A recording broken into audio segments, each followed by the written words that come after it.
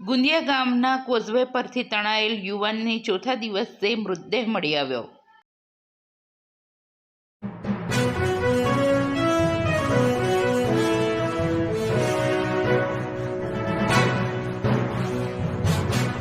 ડાંગ જિલ્લામાં છેલ્લા કેટલા દિવસથી ભારેથી અતિ ભારે વરસાદનો માહોલ જામ્યો હતો। તેવામાં ડાંગ જિલ્લાના આહવા તાલુકાના ગુંદિયા ગામના એક યુવાન એલિયાભાઈ ગુલાબભાઈ ધુડે બરમિયાવડ અને ગુંદિયા ગામને જોડતો કોઝવે પરથી તારીખ 25/8/2024ના રોજ સાંજના સમયે પોતાના ઘરે ગુંદિયા ગામે જતા હતા। તે દરમિયાન કોઝવે પરથી વધુ પાણી આવી જતા તેઓ તણાઈ ગયા હતા। યુવાન તણાઈ ગયો હોવાનું પરિવારને જાણ થતાં પરિવારે ઘણી શોધખોળ કરી હતી, છતાં યુવાન ન મળતા પરિવારની ચિંતાઓ પણ વધી ગઈ હતી।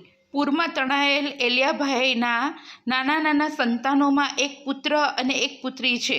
ભારેથી અતિભારે વરસાદના માહોલમાં એલિયાભાઈ તણાયા હોવાનું જાણવા મળ્યું હતું। વરસાદી માહોલ ધીમો પડતા તેમની ચોથા દિવસે લાશ મળી આવી હતી। એલિયાભાઈનો મૃતદેહ મારોગદહાડ પાસે ચેક ડેમને અટકેલી સ્થિતિમાં સવારના પોરમાં મળી આવી હતી। પોલીસે લાશનો કબજો મેળવી આગળની કાર્યવાહી હાથ ધરી છે।